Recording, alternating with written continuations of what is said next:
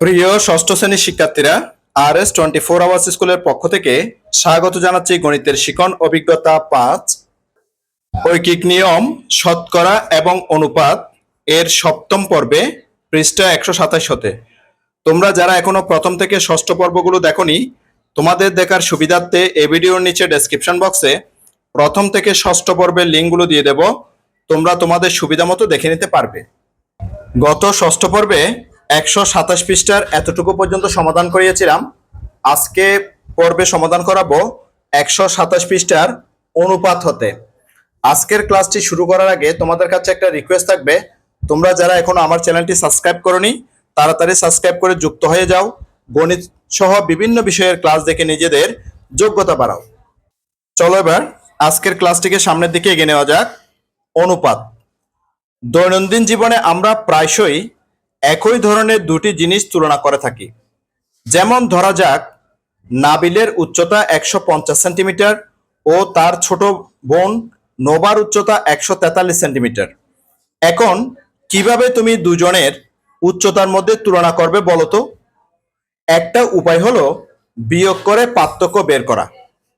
অর্থাৎ নাবিলের উচ্চতা তার বোন নোবার চেয়ে 150 বিয়োগ 143 সেন্টিমিটার বা 7 সেন্টিমিটার বেশি। অর্থাৎ নাবিলের উচ্চতা 7 সেন্টিমিটার বেশি। এটা একটা তুলনা করা হলো। এবারে চলো একটি পাবদা মাছ ও একটি পিঁপড়ার দৈর্ঘ্যের তুলনা করি। মনে করো পাবদা মাছের দৈর্ঘ্য 8 সেন্টিমিটার এবং পিঁপড়ার দৈর্ঘ্য 1 সেন্টিমিটার। তাহলে এখানেও পাবদা মাছ ও পিঁপড়ার দৈর্ঘ্যের পার্থক্য 8 বিয়োগ 1 সেন্টিমিটার বা 7 সেন্টিমিটার। আমরা অবশ্য নিচে এই দুটো জিনিসের তুলনার ছবি কিন্তু দেখতে পাচ্ছি। দেখো, এখানে নাবিল এবং তার ছোট বোন নোবা উচ্চতা মাপার স্কেল দিয়ে দেখা যাচ্ছে, এবং তার পাশে পাবদা মাছ এবং পিঁপড়ার যে উচ্চতা সেটার স্কেলের মাপার জিনিসটা দেখা যাচ্ছে। তাহলে আমরা এখানে কি দেখতে পাচ্ছি? আমরা এখানে দেখতে পাচ্ছি যে নাবিল এবং নোবার যে উচ্চতা তাদের পার্থক্য হচ্ছে 7 সেন্টিমিটার, এবং পাবদা মাছ ও পিঁপড়া সেই দুটো প্রাণীরও উচ্চতার যে পার্থক্য সেটা হচ্ছে যে 7 সেন্টিমিটার। তাহলে দেখো এবার কি বলছে। এখানে দেখা যাচ্ছে নাবিল ও নোবার উচ্চতার পার্থক্য এবং পাবদা মাছ ও পিঁপড়ার দৈর্ঘ্যের পার্থক্য একই, অর্থাৎ যেটা 7 সেন্টিমিটার। কিন্তু নাবিল ও নোবার উচ্চতার পার্থক্য 7 সেন্টিমিটার এই কথাটা থেকে তাদের উচ্চতার ব্যাপারে যে ধারণা পাওয়া যায়, পাবদা মাছ ও পিঁপড়ার দৈর্ঘ্যের পার্থক্য 7 সেন্টিমিটার এই কথাটা থেকে যদি তুমি একই ধারণা পাও, তাহলে সেটা কতটুকু সঠিক হবে তুমি চিন্তা করে দেখো। তোমাকে চিন্তা করতে বলছে। চলো এবার পরের পৃষ্ঠায় যাওয়া যাক। বলা হচ্ছে, এর চেয়ে বরং কয়টি পিঁপড়া পরপর বসিয়ে একটি পাবদা মাছের দৈর্ঘ্যের সমান হয় সেটা জানলে এক্ষেত্রে আরো ভালো ধারণা পাওয়া যাবে। তুমি পাবদা মাছের দৈর্ঘ্যকে পিঁপড়ার দৈর্ঘ্য দিয়ে ভাগ করলে পাবে, অর্থাৎ 8টি পিঁপড়া পরপর বসিয়ে একটি পাবদা মাছের দৈর্ঘ্যের সমান হয়। আবার এভাবেও বলতে পারো, পাবদা মাছের দৈর্ঘ্য পিঁপড়ার দৈর্ঘ্যের 8 গুণ, বা পাবদা মাছ দৈর্ঘ্যে পিঁপড়ার তুলনায় 8 গুণ বড়। ভাগের মাধ্যমে কত গুণে বড় বা কত গুণে ছোট সেই বিষয় তুলনাকে অনুপাত বলা হয়। তাহলে অনুপাত কাকে বলে? এতক্ষণে কিন্তু তোমরা অনুপাত কাকে বলে সেই জিনিসটা বুঝতে পারলে। অর্থাৎ ভাগের মাধ্যমে কতটুকু বড় বা কতটুকু বা কত গুণে ছোট, হ্যাঁ, সেই বিষয়ক তুলনাকে বলা হয় অনুপাত। এটা কিন্তু প্রিয় শিক্ষার্থীরা মনে রাখবে। তোমাদেরকে যদি কেউ জিজ্ঞেস করে যে অনুপাত কাকে বলে, তোমরা অবশ্যই বলতে হবে যে কি, ভাগের মাধ্যমে কতটুকু বড় বা কত গুণে ছোট সেই বিষয়ক তুলনাকে অনুপাত বলা হয়। তাহলে অনুপাত মানে একটা হচ্ছে তুলনা, দুটা বস্তুর মধ্যে তুলনা বা একাধিক বস্তুর মধ্যেও তুলনা করা যায়। অনুপাতের গাণিতিক প্রতীক হলো এই যে চিহ্নটা দেখতে পাচ্ছ, হ্যাঁ, অনুপাতের চিহ্ন, যেটাকে ইংরেজিতে বলা হয় ইস্টু। এই চিহ্নটা দিয়ে অনুপাতকে প্রকাশ করা হয়। গাণিতিকভাবে লেখা হয় পাবদা মাছ ও পিঁপড়ার দৈর্ঘ্যের অনুপাত সমান 8:1, অথবা ইংরেজিতে বলা হয় 8:1। আবার পিঁপড়ার দৈর্ঘ্যকে পাবদা মাছের দৈর্ঘ্য দিয়ে ভাগ করলে পাবে যে 8/1। তাহলে কি, পিঁপড়ার দৈর্ঘ্যকে আমরা যদি পাবদা মাছের দৈর্ঘ্য দিয়ে ভাগ করি তখন কি পাবো, 8/1 পাবো, অর্থাৎ যে 1-কে 8 দিয়ে ভাগ করা বোঝাবে। অর্থাৎ পিঁপড়ার দৈর্ঘ্য পাবদা মাছের দৈর্ঘ্যের 8/1 সমান। হ্যাঁ, যেহেতু যে 8টা পিঁপড়া মিলে একটা কিন্তু পাবদা মাছ হবে, সেজন্য পিঁপড়ার দৈর্ঘ্যটা হবে কি, যে পাবদা মাছের দৈর্ঘ্যের 8/1 ঠিক আছে। আবার এভাবেও বলতে পারো, পিঁপড়ার দৈর্ঘ্যে পাবদা মাছের তুলনায় 8 গুণ ছোট। হ্যাঁ, আমরা বিপরীত ভাবেও কিন্তু বলতে পারি যে পাবদা মাছের তুলনায় পিঁপড়ার যে দৈর্ঘ্য সেটা হচ্ছে কি 8 গুণ ছোট। তাহলে আমরা বলতে পারি কি, যে পিঁপড়ের 8 গুণ বড় হচ্ছে যে কি পাবদা মাছ, আর পাবদা মাছের 8 গুণ ছোট হচ্ছে যে কি পিঁপড়া, সেটা আমরা বলতে পারি। গাণিতিকভাবে লেখা হয় পিঁপড়া ও পাবদা মাছের দৈর্ঘ্যের অনুপাত 1:8। তাহলে একটু দেখো, পিঁপড়া যখন আগে লেখা হয়েছে, প্রিয় শিক্ষার্থী একটু ভালো করে খেয়াল করো, পিঁপড়া যখন আগে লেখা হয়েছে তখন 1 কিন্তু আগে লেখা হয়েছে। পাবদা মাছ যেহেতু পরে লেখা হয়েছে, তাহলে পাবদা মাছের সংখ্যাটাকে কি পরে লেখা হয়েছে। এবার এখানে দেখো, পাবদা মাছ যখন আগে বলা হয়েছে, যেমন পাবদা মাছ ও পিঁপড়ার দৈর্ঘ্যের অনুপাত 8:1, অর্থাৎ পাবদা মাছ যখন আগে লেখা হয়েছে তখন এই যে সংখ্যাটাও কিন্তু আগে লেখা হয়েছে, অর্থাৎ পাবদা মাছের দৈর্ঘ্যটাও কিন্তু আগে লেখা হয়েছে। আর পিঁপড়ের দৈর্ঘ্য যখন পরে বলা হয়েছে তখন পিঁপড়ের দৈর্ঘ্যটাকে পরে লেখা হয়েছে। তাহলে এটা কিন্তু তোমাদেরকে মনে রাখতে হবে যে তুমি যে লিখতেছো, লেখাটা লিখতেছো, হ্যাঁ, সেটার মধ্যে যার অনুপাতটা তুমি আগে বলতেছো তাকে কিন্তু আগে লিখতে হবে, যাকে পরে বলতেছো তাকে কি পরে লিখতে হবে। কাজেই অনুপাত মূলত একটি ভগ্নাংশ। অনুপাত একটি কি ভগ্নাংশ। এই অনুপাত থেকে কি বোঝা যায় সেটা ছবি দেখে আরো ভালোভাবে বুঝতে পারবে। এবার পাবদা মাছ এবং পিঁপড়ার যে দৈর্ঘ্য বা দৈর্ঘ্যের যে অনুপাত সেটা আমরা একটা ছবির মাধ্যমে দেখতে পাচ্ছি। এখানে দেখো প্রিয় শিক্ষার্থীরা, এখানে দেখো এই পাবদা মাছের দৈর্ঘ্যটা দেওয়া হয়েছে যে 0 থেকে 8 পর্যন্ত। দেখো 0, 1, 2, 3, 4, 5, 6, 7, 8, এখান থেকে এখানে দৈর্ঘ্য হচ্ছে 8 সেন্টিমিটার। এখানে সিএম লেখা আছে, অর্থাৎ সেন্টিমিটার স্কেলে সেটা বোঝানো হয়েছে। আর এখানে দেখো পিঁপড়ের সংখ্যাটা কত, এই যে পাবদা মাছের যে দৈর্ঘ্য, সেই দৈর্ঘ্যটা পূরণ করার জন্য কয়টা পিঁপড়ে এখানে বসানো হয়েছে ভালো করে খেয়াল করো। 1, 2, 3, 4, 5, 6, 7, 8, অর্থাৎ 8টা পিঁপড়াকে একসাথে লাইন করে বসালে তার দৈর্ঘ্য যত হবে পাবদা মাছের দৈর্ঘ্য কিন্তু তত হবে। এটা এখানে চিত্রের মাধ্যমে বোঝানো হয়েছে প্রিয় শিক্ষার্থীরা। আচ্ছা, আরেকটি কথা প্রিয় শিক্ষার্থীরা, এখানে বলা হয়েছিল যে যে অনুপাত হচ্ছে যে মূলত একটি ভগ্নাংশ। এই কথাটা একটু তোমাদেরকে একটু বুঝিয়ে দিই, যে এই লাইনটা কিন্তু একটু উপরে আছে। দেখো আমাদের যে চিত্রটা আছে সেই চিত্রটার উপরে যে সে লাইনটা কিন্তু রয়েছে, যে এই লাইনটা যে বলা হচ্ছে কি, কাজেই অনুপাত মূলত একটি ভগ্নাংশ।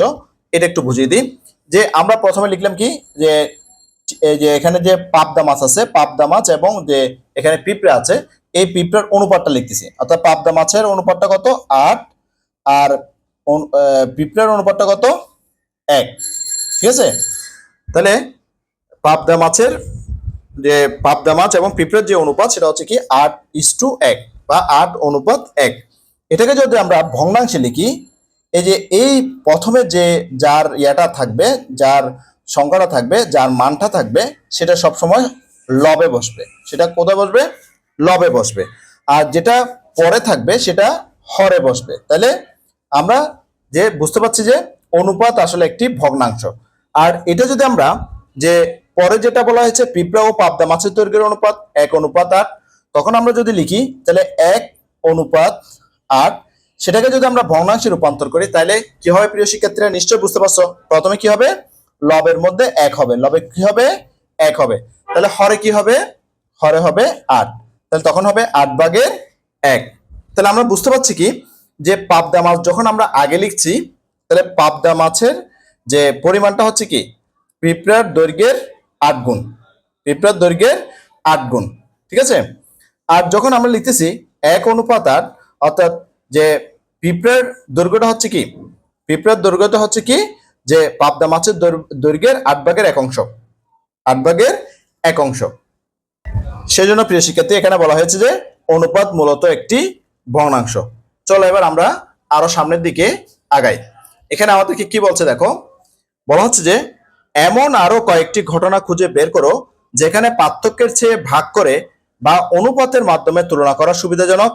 প্রতিটি ঘটনার ক্ষেত্রে যাদের তুলনা করা হচ্ছে তাদের পার্থক্য এবং অনুপাত দুটি নির্ণয় করো। তাহলে এইভাবে আমি তোমাদের জন্য এই যে যে আমরা একটা উদাহরণ দিয়েছি যে পাবদা মাছ এবং পিঁপড়ের, সে ধরনের একটা উদাহরণ আমি তোমাদের জন্য দেখাচ্ছি।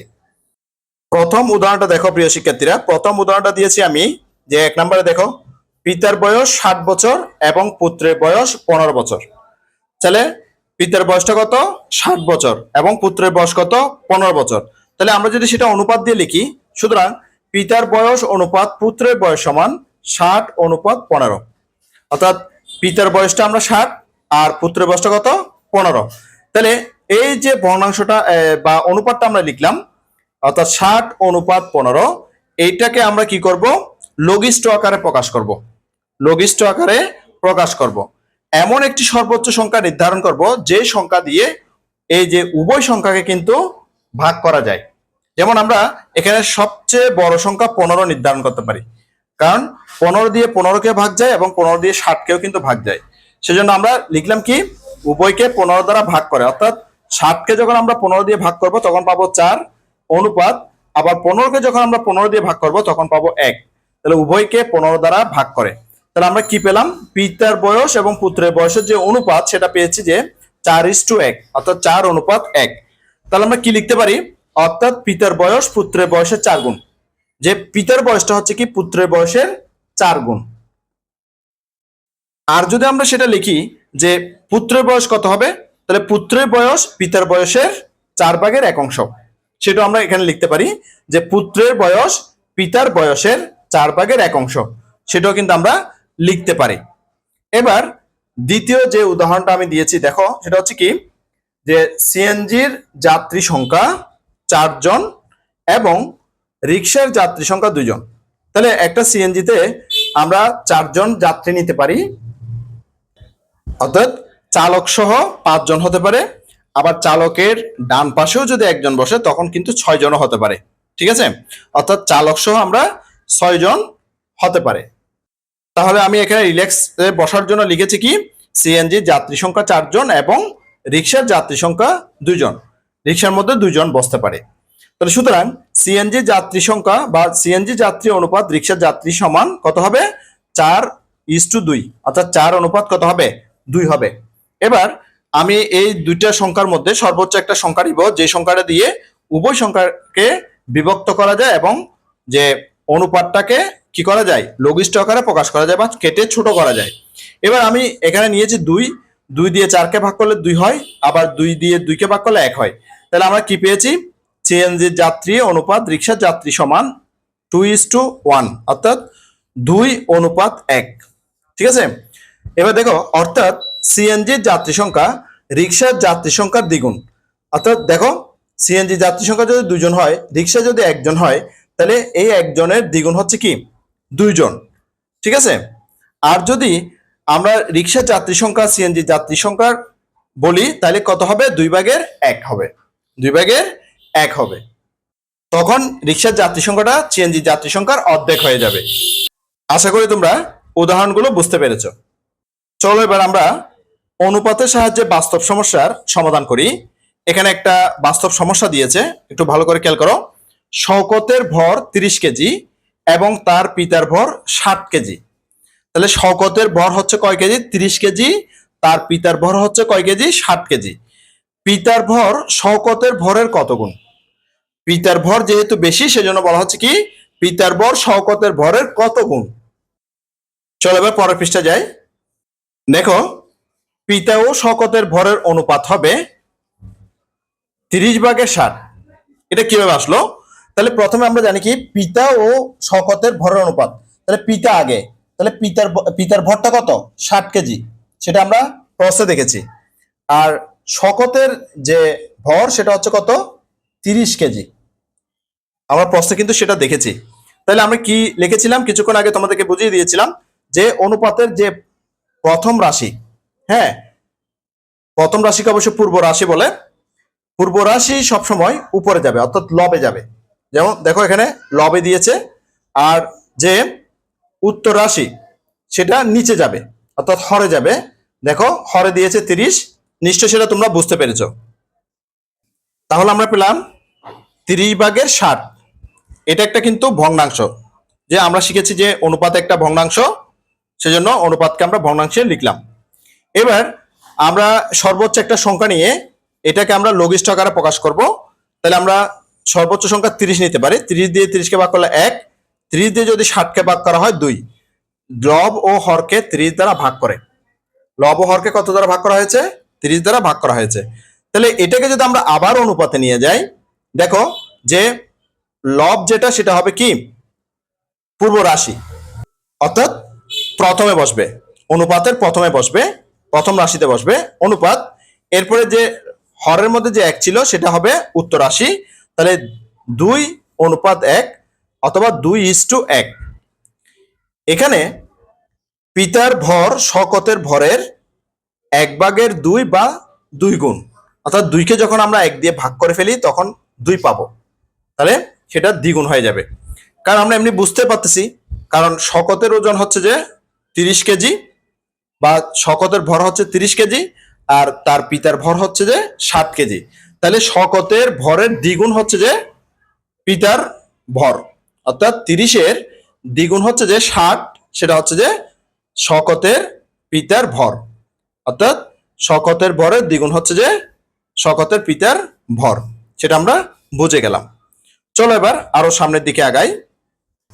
এখন বলা হচ্ছে যে তোমার শ্রেণীর জন্য তথ্য সংগ্রহ করে নিচের খালি ঘরগুলো পূরণ করো। এবার তুমি তোমার যে শ্রেণী থেকে তথ্যগুলো সংগ্রহ করবা, তোমাদের শ্রেণীর ছাত্র সংখ্যা কতজন সেটা এখানে লিখতে হবে, ছাত্রী সংখ্যা কতজন লিখতে হবে, মোট শিক্ষার্থী সংখ্যা কতজন সেটা এখানে লিখতে হবে। এখন আমি কাল্পনিকভাবে একটা তথ্য এখানে দিচ্ছি। তোমরা তোমাদের শ্রেণীকক্ষের মধ্যে যতজন ছাত্র এবং ছাত্রী আছে সেই সংখ্যাটা এখানে লিখবে। আমি মনে মনে ধরতেছি বা একটা সংখ্যা ধরতেছি, সেখানে হচ্ছে কি ছাত্র সংখ্যা হচ্ছে 30। ছাত্র সংখ্যা কত লিখলাম? 30। আর ছাত্রী সংখ্যা লিখলাম 20। ঠিক আছে? তাহলে মোট শিক্ষার্থী সংখ্যা, তাহলে মোট শিক্ষার্থী সংখ্যা যোগ করে আমরা পাবো 50 জন, অর্থাৎ ছাত্র এবং ছাত্রী যোগ করলে 50। তাহলে মোট শিক্ষার্থী সংখ্যা পেয়ে গেছে 50 জন। তার মধ্যে ছাত্র সংখ্যা 30, ছাত্রী সংখ্যা 20 জন। এবার কি বলছে একটু ভালো করে খেয়াল করো। বলছে ছাত্র ও ছাত্রীদের সংখ্যার অনুপাত। একটু ভালো করে খেয়াল করার চেষ্টা করো। এখানে প্রথমে কি বলছে? ছাত্র বলছে। হ্যাঁ, ছাত্র ও ছাত্রীদের সংখ্যার অনুপাতটা এখানে লিখতে বলা হয়েছে। তাহলে ছাত্র যখন আগে বলেছে, তাহলে ছাত্র সংখ্যাটা আমরা লবে লিখব। তাহলে ছাত্র সংখ্যাটা কোথায় লিখবো? লবে লিখবো 30। এবার ছাত্রী সংখ্যাটা কোথায় লিখবো? ছাত্রী সংখ্যাটা আমরা হরে লিখবো 20, কারণ আমরা ছাত্রী সংখ্যা ধরে নিয়েছি 20, মোট 50 জন। এবার এমন একটা সংখ্যা দিয়ে ভাগ করব, অর্থাৎ এমন একটা সর্বোচ্চ সংখ্যা দিয়ে ভাগ করব যে সংখ্যা দিয়ে ভাগ করলে আমরা এদেরকে যে লঘিষ্ঠ আকারে প্রকাশ করতে পারবো। তাহলে আমরা যদি 10 দিয়ে ভাগ করি, 3×10 = 30, তাহলে এখানে 3 পাই। আর এখানে যদি 10 দিয়ে ভাগ করে 20কে, 10×2 = 20, 2 পাই। তাহলে আমরা লবে পেয়েছি 3 ও হরে পেয়েছি 2। এবার বলছে কি লব ও হরকে কত দ্বারা ভাগ করছি আমরা? লব ও হরকে আমরা 10 দ্বারা ভাগ করছি, সেজন্য এখানে লিখে দেব লব ও হরকে আমরা 10 দ্বারা ভাগ করছি।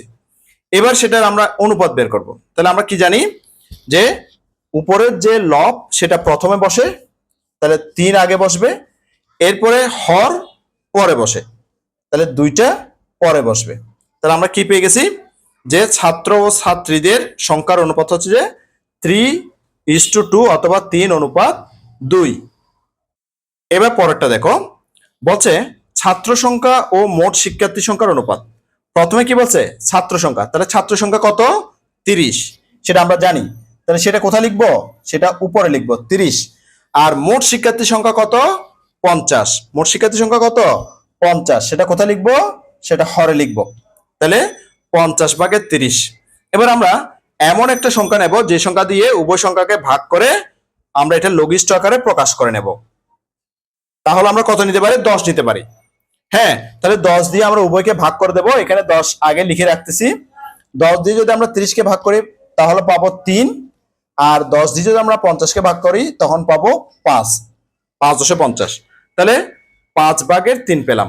তাহলে লব ও হরকে কত দ্বারা ভাগ করা হয়েছে? 10 দ্বারা। এবার আমরা অনুপাতটা লিখবো।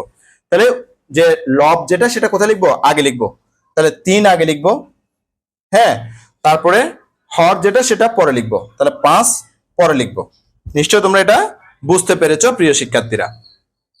তাহলে আমরা ছাত্র সংখ্যা ও মোট শিক্ষার্থী সংখ্যার অনুপাত পেয়েছি কত? 3:5। এবার আমরা পরেরটা করব, ছাত্রী সংখ্যা ও মোট শিক্ষার্থী সংখ্যার অনুপাত। তাহলে আমরা ছাত্রী সংখ্যা কত? আমাদের 20 জন। তাহলে আমি 20 জনটা কি কোথায় লিখবো? নিচে লিখবো না উপরে লিখবো? অবশ্যই উপরে লিখবো। তাহলে প্রথমে আমরা উপরে লিখতেছি 20, আর মোট শিক্ষার্থী হচ্ছে আমাদের কতজন? 50 জন, সেটা লিখতেছি নিচে। এটাকে কি করা যায়? উভয়কে মানে লব ও হরকে 10 দ্বারা ভাগ করা যায়, সেজন্য এখানে 10 লিখে দিচ্ছি। 10 দিয়ে 20-কে ভাগ করলে 2, আর 10 দিয়ে 50-কে ভাগ করলে হবে 5। তাহলে আমরা 5/2 পেলাম। এবার এটাকে আমরা কি করব? এটাকে আমরা অনুপাত দিয়ে লিখবো। তাহলে এখানে যে লবটাকে আগে লিখবো, লব কত? 2, তাহলে 2 আগে লিখবো, অনুপাত, তাহলে হর পরে লিখবো 5। তাহলে 2:5, অর্থাৎ ছাত্রী সংখ্যা ও মোট শিক্ষার্থী সংখ্যার অনুপাত হচ্ছে কত? 2:5। চলো এবার পরেরটা সমাধান করে নিই। মোট শিক্ষার্থী সংখ্যা ও ছাত্র সংখ্যার অনুপাত। এখানে কিন্তু মোট শিক্ষার্থী সংখ্যাটা কখন বলছে? আগে বলছে। তাহলে আমরা মোট শিক্ষার্থী সংখ্যা কত? আমাদের মোট শিক্ষার্থী সংখ্যা হচ্ছে যে 50, তাহলে আমরা উপরে 50 লিখবো। আর আমাদের ছাত্র সংখ্যা হচ্ছে 30, সেটা 30টার নিচে লিখবো। এবার এই দুটাকে আমরা 10 দিয়ে ভাগ করতেছি, লিখে দিলাম এখানে 10 দ্বারা ভাগ করে, মানে হর ও লবকে 10 দ্বারা ভাগ করে। তাহলে প্রথমে লবকে যদি আমরা 10 দিয়ে ভাগ করি, 5 10 50, এখানে 5 পাবো। হর 30-কে যদি আমরা 10 দিয়ে ভাগ করি তখন এখানে 3 পাবো। তাহলে এটাকে যদি আমরা এবার অনুপাতে লিখি, তাহলে লবটাকে আগে লিখতে হবে 5, অনুপাত এখানে 3 লিখতে হবে। তাহলে আমরা মোট শিক্ষার্থী সংখ্যা ও ছাত্র সংখ্যার অনুপাত পেয়ে গেছি কত? 5:3। এবার সর্বশেষ যেটা করতে বলছে, মোট শিক্ষার্থী সংখ্যা ও ছাত্রী সংখ্যার অনুপাত। তাহলে আমরা মোট শিক্ষার্থী সংখ্যা কতজন? 50 জন। আমাদের মোট শিক্ষার্থী সংখ্যা 50 জন, আর ছাত্রী সংখ্যা হচ্ছে কয়জন? 20 জন। তাহলে আমরা হরে 20 লিখবো। তাহলে এবার কি করব? উভয় সংখ্যাটাকে 10 দ্বারা ভাগ করব, কারণ 10 দিয়ে ভাগ যায় এবং সর্বোচ্চ 10 দিয়ে ভাগ যায়। তাহলে 10 দিয়ে যদি আমরা 50-কে ভাগ করে 5, 5 10 50, আর 20-কে 10 দিয়ে ভাগ করলে 2, তাহলে আমরা পেয়ে গেছি যে 2/5। এবার আমরা সেটা অনুপাতে লিখবো। তাহলে লবটাকে আগে লিখবো 5, অনুপাত 2টাকে পরে লিখবো। তাহলে আমরা কি পেলাম? মোট শিক্ষার্থী সংখ্যা ও ছাত্রী সংখ্যার অনুপাত পেলাম 5:2। তাহলে এই পাশে যেগুলো পেয়েছি এগুলো হচ্ছে সবগুলো কি? পূর্ব রাশি, আর এই পাশে যেগুলো পেয়েছি সবগুলো উত্তর রাশি। অর্থাৎ যে অনুপাতটা লিখেছি বা ইস্টু লিখেছি, ইস্টুর যে প্রথমটা সেটা হচ্ছে পূর্ব রাশি, পরেরটা হচ্ছে যে উত্তর রাশি। এটা তোমরা মনে রাখবে, এটা পূর্ব রাশি, এটা উত্তর রাশি, পূর্ব রাশি উত্তর রাশি, পূর্ব রাশি উত্তর রাশি, এটা মনে রাখবে। আশা করছি আজকের ক্লাসটি তোমাদের অনেক ভালো লেগেছে।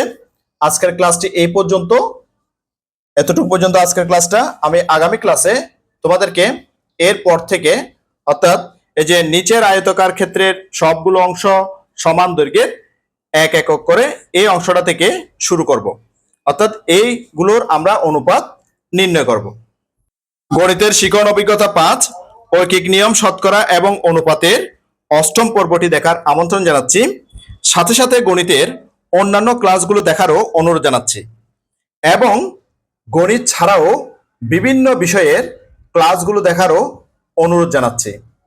ইতিমধ্যে তোমরা যারা আমার চ্যানেলটি সাবস্ক্রাইব করে আমার ক্লাসগুলো নিয়মিত দেখতেছো, তোমাদেরকে আমার অন্তরের অন্তঃস্থল থেকে অসংখ্য অসংখ্য ধন্যবাদ। আর যারা আজকে সবেমাত্র আমার ক্লাসটি প্রথমবার দেখলা, তোমাদের প্রতি অনুরোধ রইল তোমরা আমার চ্যানেলটি সাবস্ক্রাইব করে পাশের নোটিফিকেশন অল করে বেল বাটনটিকে বাজিয়ে দাও। আর তোমার বন্ধুদের সাথে ও আত্মীয়স্বজনের সাথে ক্লাসগুলো বেশি বেশি শেয়ার করো, যাতে করে তারাও তোমার মতো দেখে উপকৃত হয়। গণিতের শিখন অভিজ্ঞতা 5, ঐকিক নিয়ম, শতকরা এবং অনুপাত এর অষ্টম পর্বটি দেখার আমন্ত্রণ জানিয়ে আজকের ক্লাসটি থেকে এখানেই বিদায় নিচ্ছি। সবাই ভালো থাকবা, সুস্থ থাকবা, অবশ্যই নিরাপদে থাকবা। সবাইকে আবারও ধন্যবাদ।